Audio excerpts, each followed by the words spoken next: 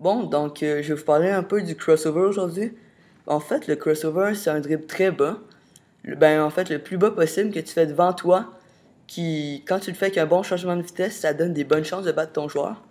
Puis aujourd'hui, je vais vous présenter en gros comment faire un bon crossover, puis comment améliorer ces crossovers. Donc, let's go. Donc, comment faire un bon crossover? Dans le fond, le crossover, il faut que tu essaies de le faire le plus bas possible et aussi le partir du plus loin possible. Tu peux même l'exagérer. C'est encore mieux si tu es capable, bien sûr.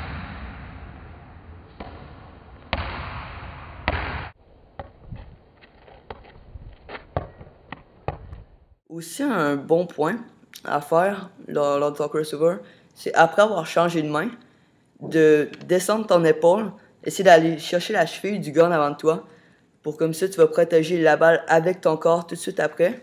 Il y a moins de chances que le gars te l'enlève. Aussi, ce qui est très important, c'est de faire ton crossover lors d'un changement de vitesse si tu veux qu'il soit vraiment efficace. Parce que si tu fais juste changer la balle de main, je vois pas, ça va pas servir à grand chose.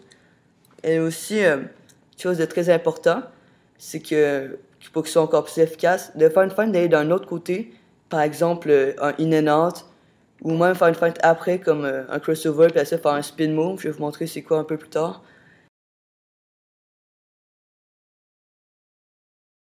Donc, comment améliorer ces crossovers? Dans le fond, c'est vraiment très simple, il faut juste fournir l'effort.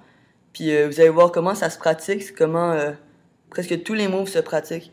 Dans le fond, vous pouvez vous choisir deux lignes dans un gymnase, ou mettre des cônes, faire comme si c'était des défenseurs et à chaque fois faire le meilleur crossover que vous pouvez, en vous souvenant toujours de le porter le plus bas possible, le plus loin possible, faire un changement de vitesse, tout, tout ce qu'il faut faire un bon crossover dans le fond.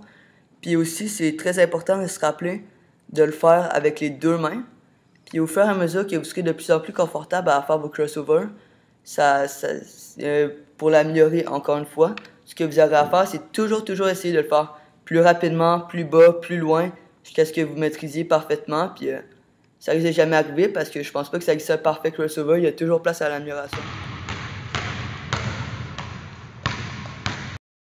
De plus, ce qui fait du crossover un des moves les plus utilisés, c'est qu'il est simple et efficace, et surtout qu'il peut se mêler avec presque n'importe quel move.